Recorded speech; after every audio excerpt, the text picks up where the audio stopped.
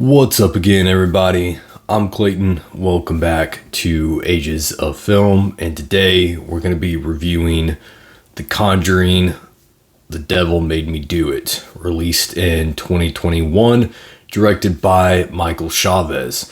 This is the third Conjuring movie. It's also known as Conjuring 3. I've already reviewed the first two Conjuring movies, so you guys can go check out my thoughts on those in the archives. So since I did the first two, I just figured might as well go ahead and knock out the third one and have the Conjuring trilogy reviewed on my channel. So I went ahead, watched this one back. I've seen it before, but hadn't seen it since it came out. So I wanted kind of a fresh viewing of it to kind of freshen my thoughts and memory. So I watched it back for this review. Before I get into the review, just as a reminder and disclaimer, guys, this is just my opinion on this movie. You're more than welcome to disagree. All I ask that you be respectful in the comment section, and I more than welcome your opinion. While you're here, don't forget to hit that like button and subscribe if you haven't already and you're enjoying the content. It's another way to help out the channel. So let's get right into Conjuring 3. The first two Conjuring movies were directed by James Wan. He kind of steps aside for this one. This one is taken over by Michael Chavez as the director. Is it as good as the first two? That's what we're going to discuss. The first Conjuring movie is a great film. My thoughts on that one, I gave that 4-star rating. Second one I've mentioned is my favorite of the Conjuring universe movies. So where does this third one fall in regards to the other Conjuring movies?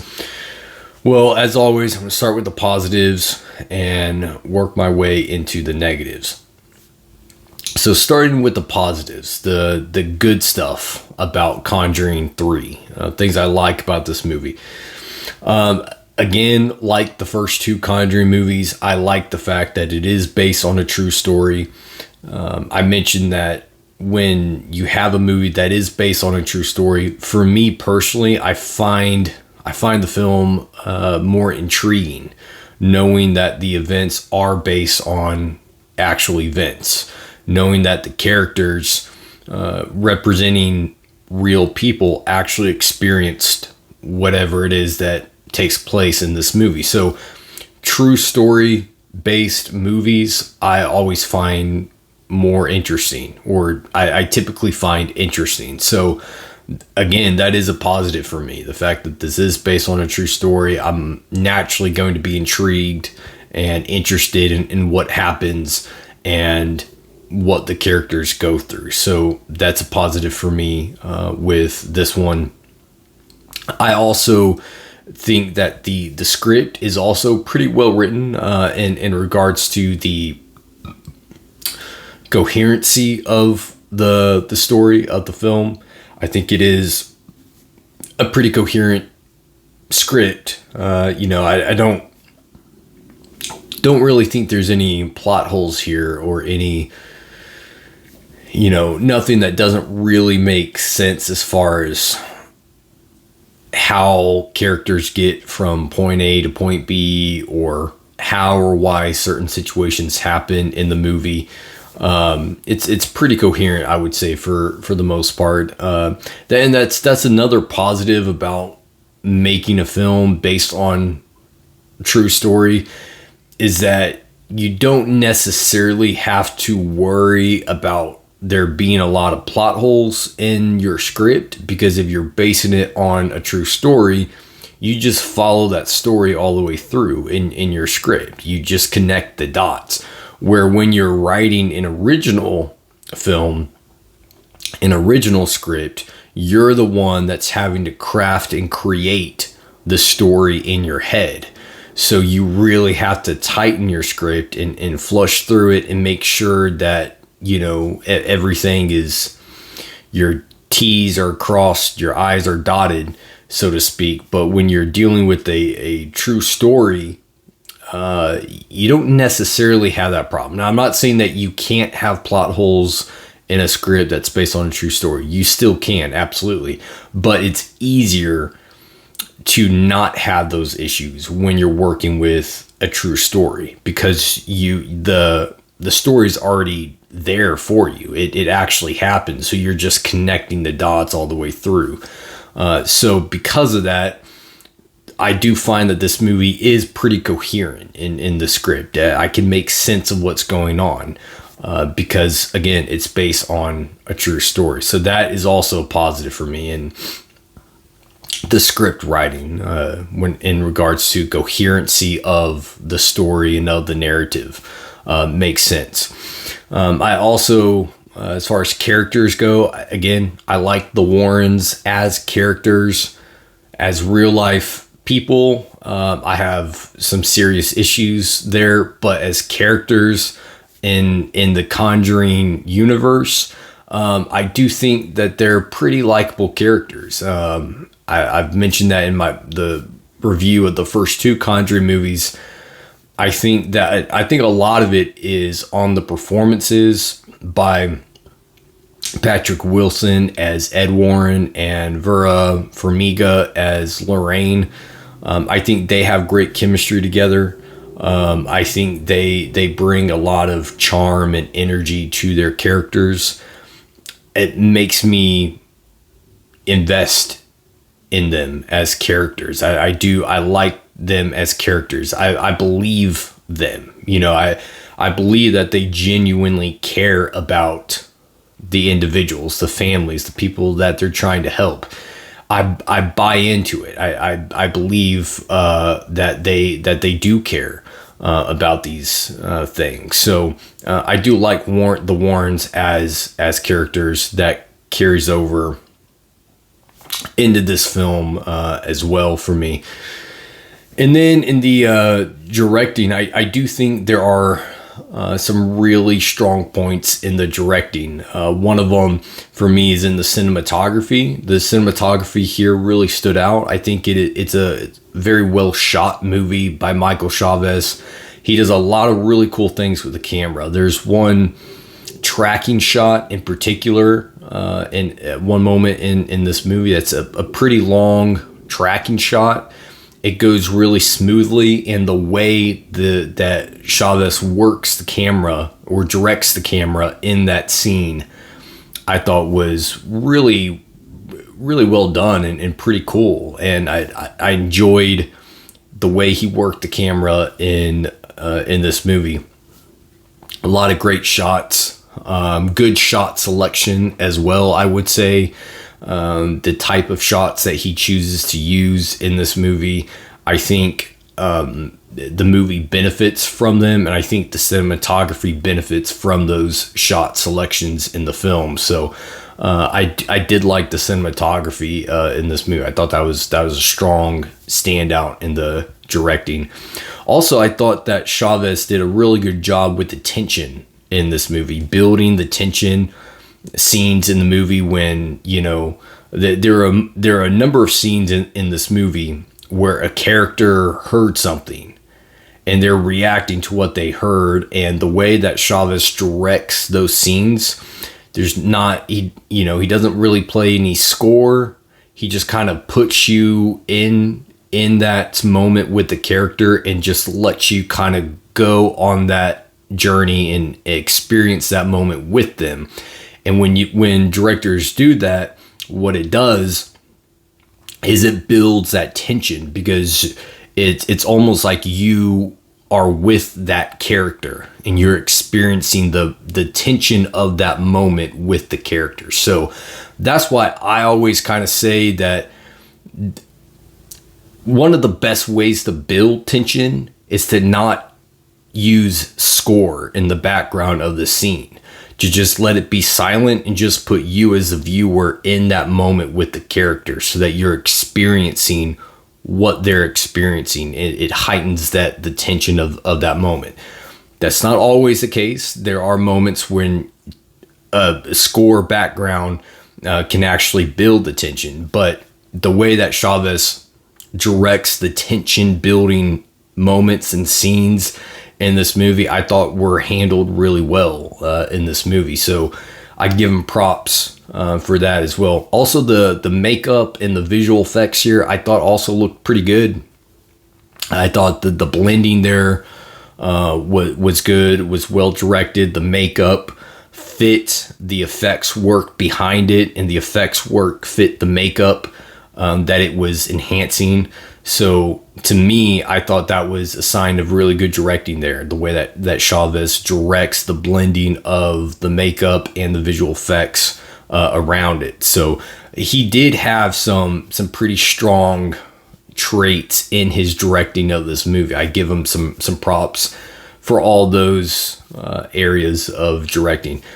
Also, I would say the scare, the horror, I thought was pretty well directed. There are some scenes in this movie that, again, I think are pretty scary. I think he does a pretty good job at directing the horror in this movie. There are some traditional tropes, horror tropes in this movie that don't really work.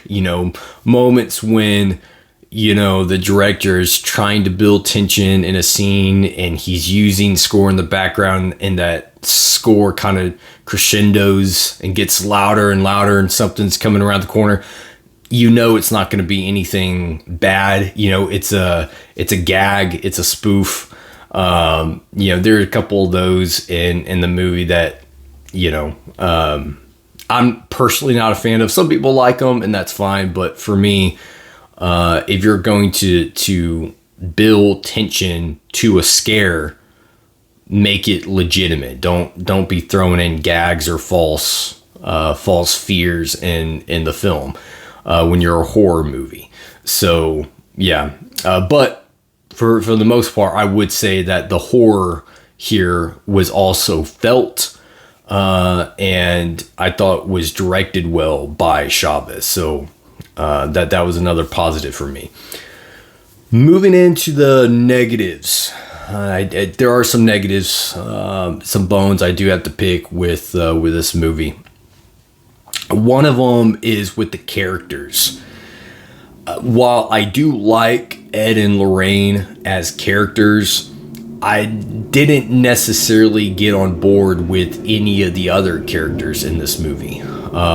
Any of the other supporting characters, I just wasn't really invested with the whole very much. I know David, I think, was the young, early 20-year-old kid that we were kind of following. He was the one that gets possessed and they're trying to save him. He had some likable qualities, but I just don't know that they developed that character enough to really make me invest with him as a character.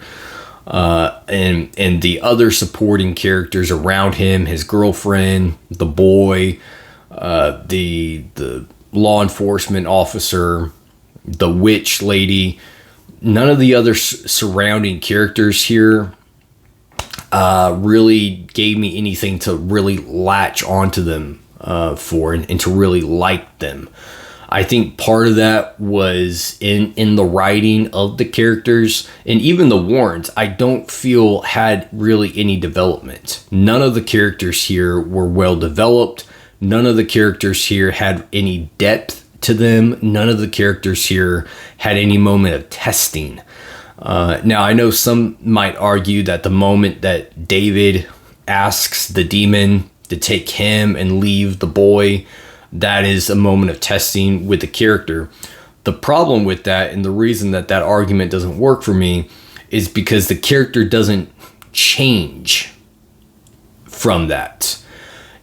Obviously, he deals with demonic oppression and possession after that, but who he is morally doesn't change from that. So he starts as a morally good guy, and even through the demonic oppression and stuff, he still remains morally a good guy. So character changing or character testing is when you have a character that either starts off morally flawed, and through a specific decision that they make in the movie, they become a morally good person, morally clean person, or vice versa. A morally good person might have a moment of testing in the movie that decision then corrupts them and they become a morally flawed character.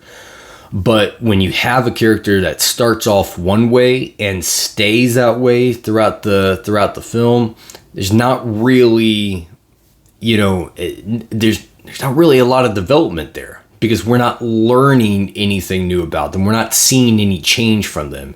The way that they start is the way that they finish. So for me, that argument for the David character doesn't really work, because that moment doesn't change the morality of that character.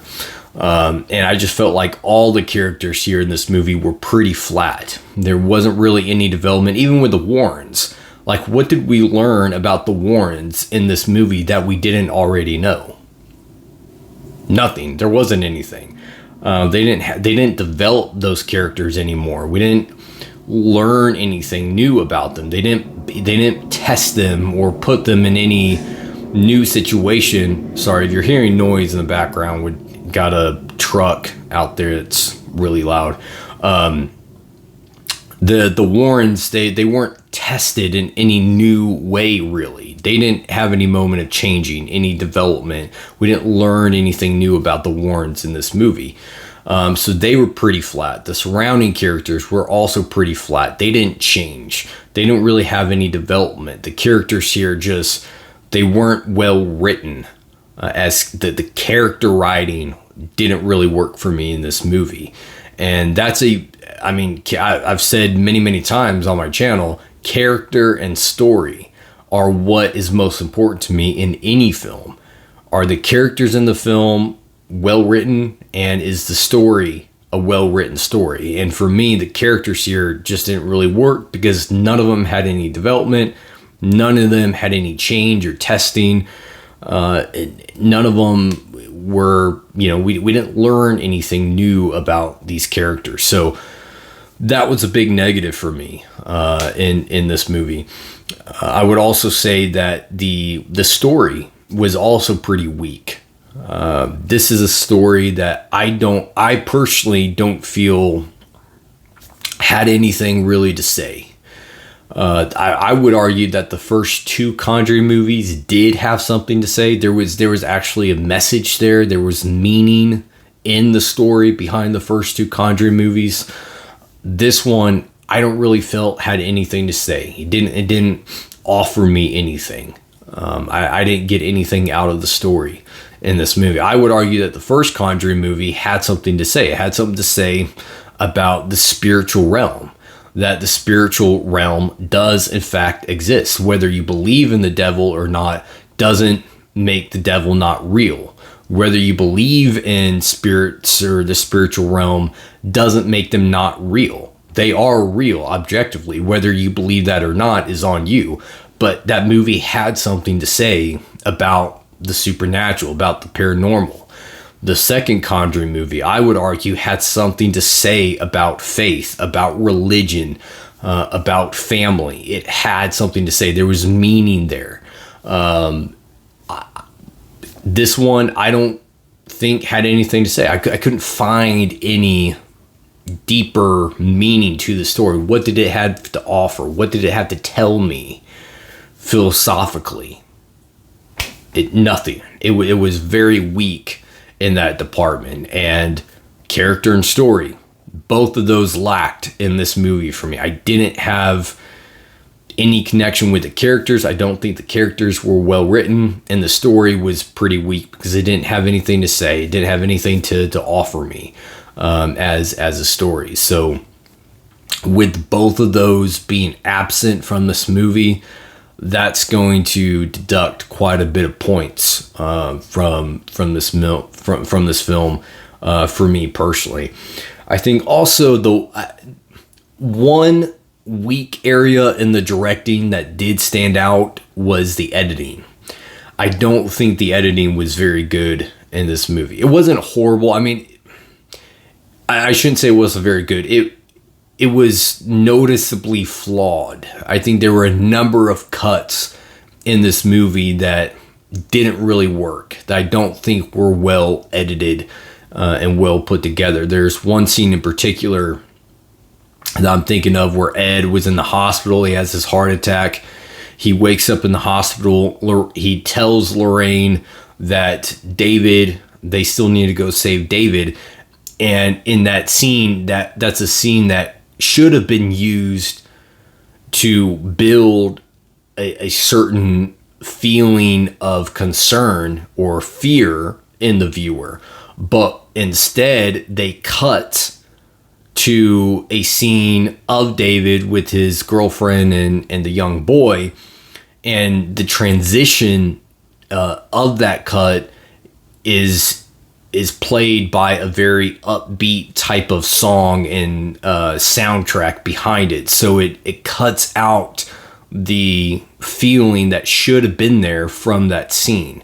And the transition wasn't very well handled. I also felt like the synchronicity of the shots could have been edited better. I think some of the scenes where they're going back and forth from David to the Warrens, I think play out the scenes with David, then transition to the scenes with the Warrens. And I think you would have a smoother story, a smoother film played out in as far as synchronicity goes. So there were a number of cuts that I wasn't a fan of. I thought hurt the film rather than helped the film. That would be the one area of criticism I would have in the directing department, is I don't feel that this movie was as well edited as the first two were. And then some of the acting I thought was also a little weak. I thought Vera Farmiga probably gave her weakest performance as Lorraine in this movie, if I'm being perfectly honest. There are a number of scenes where she delivers her lines, and they just came across really mundane to me. And just really, she didn't bring that same energy in her delivery as she has in the past two Conjuring movies. So I thought her performance was probably the weakest of the three. And then some of the kid, like David, I don't know, was really on the level where he probably should have been for that particular performance. And the young boy also, I didn't really feel or see any genuine emotion resonated from him. So I thought he was also a little bit weak in his acting. So some of the acting here, again, which, I get in a horror movie, you're not going to a horror movie to watch Daniel Day-Lewis, but I think the standard of acting from the first two Conjuring movies had been set pretty high. So for me, coming to this one, I expect the acting to be good, since that's the bar. That's what the standard had been set as, is good performances by the actors in the first two Conjuring movies. So when I come to one, I know where the bar is. And I felt like the acting didn't reach that. It came up short for me. So that's subjective. I get it. Some people watch this movie and didn't have a problem with the acting at all. And if that's you, kudos, man. Awesome. But yeah, those are my thoughts on Conjuring, The Devil Made Me Do It. My overall rating here for this one, I would give 2.5 stars. This would be a decent film for me. I don't think it's a bad movie. It's certainly not the worst in the Conjuring universe, but I also think it's nowhere near the level that the first two were at. So I think this is definitely inferior to the first two Conjuring movies. It's definitely not on par with either of those. So 2.5 stars, a decent film. Wouldn't say it's a bad film, but I also don't think it's a good film. Just kind of falls right there in that mediocre, range for me. So those are my thoughts, guys. Let me know your thoughts in the comment section. Do you agree with me? Do you disagree? What are your thoughts on Conjuring 3? Let me know anything and everything you want to tell me in the comment section. And yeah, until next time, you know what it is. Kick it and rock on.